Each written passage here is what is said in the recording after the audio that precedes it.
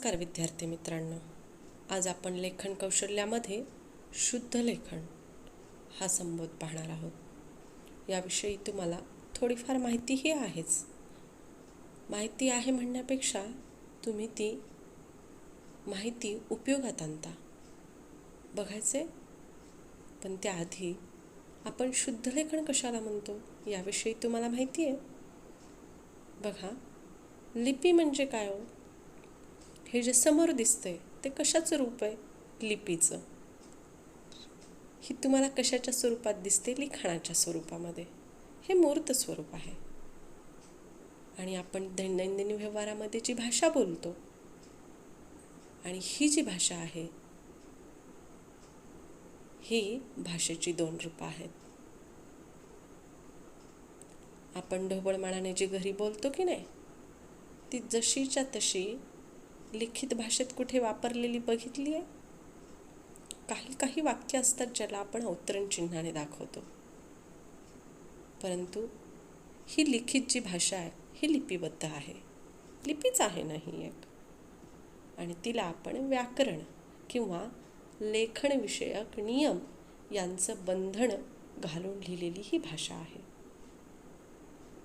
म्हणजेच लेखनविषयक नियमांचं पालन करून केलेलं लेखन म्हणजे शुद्ध लेखन. असे काही नियम आज आपण बघणार आहोत. मग आपल्या भाषेची ही जी लिपी आहे, तुम्ही म्हणाल की मगापासून म्हणताय पण याला नाव असेल ना भाई काहीतरी. तर ही जी समोर दिसतीये त्या लिपीचं नाव आहे मित्रांनो देवनागरी लिपी. मराठी देवनागरी असं म्हणतात. जी लिपी तुमच्या पुस्तकात असते, इतरत्रही वाचत असतात, त्याला मराठी देवनागरी भाषा असं म्हणतात. ही लिपी म्हणजे व्याकरणविषयक लेखनविषयक नियमांचं पालन करून केलेलं लेखन. आले लक्षात? हे जर माहिती नसेल तर काय होईल तुम्ही म्हणाल? ठीक आहे, नियमांचं पालन पण माहिती नसेल तर असा कोणता जास्तीचा फरक पडेल? फरक खूप पडतो मित्रांनो, कारण त्याचा अर्थच वेगळा होतो. परंतु काही शब्दांच्या लेखनाचे याच्यामध्ये नियम आहेत, ते आपण आज पाहणार आहोत. बघा, इथे पुढे दिले नि हा एकमेव एकाक्षरी शब्द सोडता इतर एकाक्षरी शब्द दीर्घ लिहितात असं लिहिलंय. तिची नि माझी पक्की मैत्री झाली. बघा मित्रांनो, हा शब्द आहे का? तर नाही, हे अव्यय आहे, दोन शब्दांना जोडणारं. हे नेहमी ऱ्हस्वच लिहायचं असतं. विभक्तीचे प्रत्यय जोडताना किंवा त्यांचे अनेक वचन करताना मात्र दीर्घ इकार आणि उकार ऱ्हस्व होतात. बरोबर? त्यामुळं नियमांचं पालन करूनच लेखन केलं पाहिजे. म्हणजे एकाक्षरी शब्दात नि हा अपवाद आहे असं म्हणायला काही हरकत नाही. मग अजून असे एकाक्षरी शब्द माहिती आहेत तुम्हाला? मला सांगाल तुम्ही कोणकोणते आहेत ते आठवा. बघा मित्रांनो, हे शब्द तुम्हाला नक्कीच आठवले असतील. पाहूया. बघा,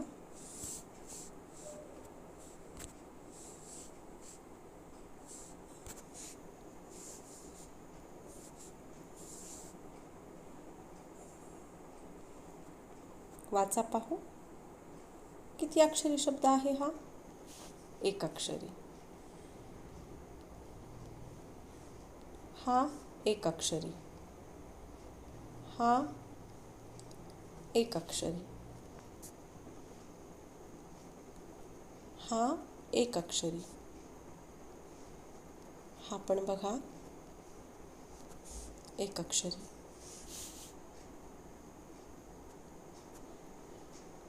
हा पण एक अक्षरीच.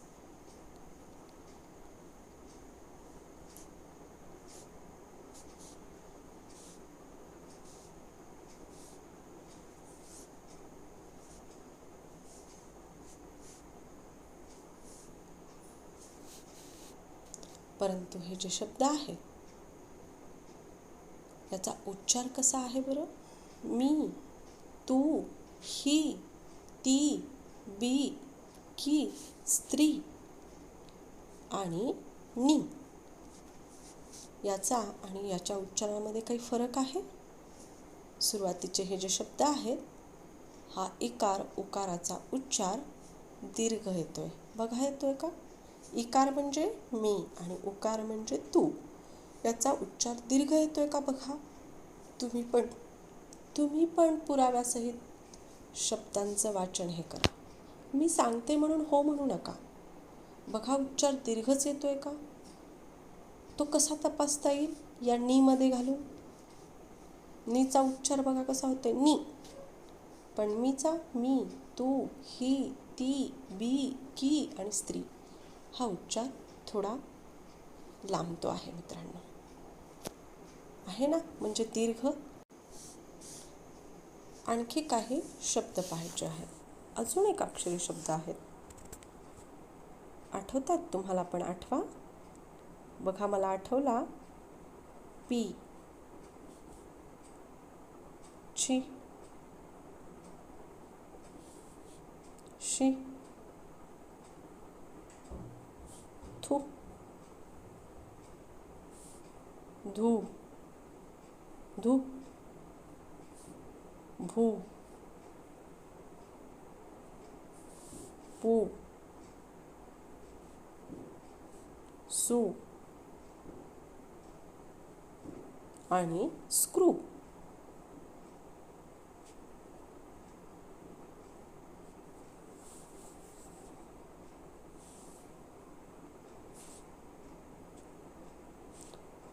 हे पण शब्द कसे आहेत मित्रांनो? दीर्घ आहेत का? बघा दीर्घच आहेत का? पी, ची, शी, थू, धू, भू, पू, सू आणि स्क्रू. आले लक्षात? बघा हे शब्द सुद्धा दीर्घच लिहायचे असतात. त्याचा उच्चारही दीर्घ आहे आणि ते लिहायचे पण दीर्घच आहे. हे विसरायचं नाही. काही नियम आपण विसरतो का? रस्त्याने जाताना डाव्या बाजूने चालावे. डाव्याच बाजूने चालतो. परंतु कधी कधी गेलं तर सारखं माणसांची तरी धडक बसते. म्हणजे सारखं समोरून येतं कोणी ना कोणी. उजव्या साईडने जर गेलं तर तसंच आहे मित्रांनो. तुम्ही उजवीकडून पण जाणार आहात पण अडथळे करत डावीकडून गेलात तर फार लवकर पोहोचणार आहात. त्यामुळं नियमांचं पालन करून जर कुठलीही गोष्ट केली तर ती अर्थपूर्ण होते. मग एक अक्षरी शब्दांचं लेखन जर तुम्ही सांगितलेल्या नियमाप्रमाणे केलं तर ते अर्थपूर्ण होईल आणि ते तुम्हाला कुठेही दिसेल त्याच अर्थपूर्णतेने आणि तुमच्या लक्षात येईल की हे चुकलं आहे. आलं लक्षात? बघूया पुढची कृती. इथे आणखी एक दुसरा नियम दिला आहे मित्रांनो. आणि परंतु शब्द वगळता मराठी भाषेत शब्दांच्या शेवटी येणारे इकार उकार दीर्घ लिहितात. आवडीच्या मजकुरातील एकाक्षरी शब्द शोधून लिहिण्यास सांगावा. मी आत्ता जेवढे एकाक्षरी शब्द सांगितले ना तुम्हाला ते तेवढे तुम्ही बघा, शोधा आणि वाचा. आता हे सुद्धा अपवाद शब्द आहेत. आणि परंतु नाहीतर मराठी भाषेत शेवटी इकार. आणि हा इकार आहे, परंतु हा उकार आहे. हा बघा तुम्ही दीर्घच लिहितात का? तो आपण एक अक्षरीमध्ये सुद्धा दीर्घच लिहिला आहे. थू, धू, भू, पू, सू लिहिलाय ना? तुम्हीच लिहिलाय. त्यामुळे हा नियम पण आपण लक्षात ठेवूया. शुद्ध लेखनात अनेक नियम आहेत. हे शब्द असेच लिहावेत. आपण म्हणताना अनुसया म्हणतो पण तो खरा शब्द आहे अनुसूया. हा पण नाही आहे खरा. हा पण म्हणतो अनुसया. आले लक्षात दोन्ही उच्चार? तर खरा शब्द आहे अणसूया. अणसूया अर्धवट नाही. अणसूया असा नाही आहे. अणसूया असाच तो लिहिला जातो. आणखीन एक शब्द सांगते मित्रांनो. कोट्याधीश. हा कधीही लिहिताना कोट्यधीश असे लिहितात. काय लिहितात? कोट्यधीश. शुद्ध लेखनामध्ये अनेक गोष्टींचे नियम आहेत. जसे की आत्ता मी सांगितलं, हे शब्द असेच लिहा. महत्त्व, सर्जन, परोक्ष, अपरोक्ष, हे की नाही, आणि सुया. शब्दांची संधी होऊन झालेला शब्द आहे मित्रांनो तो. अणसुया, अणुसया. आलं लक्षात? असे अनेक शुद्ध लेखनाचे नियम तुम्ही पण पहा, त्याचा उपयोग अचूक करा आणि तुमच्या लेखनाची गती सुधारा.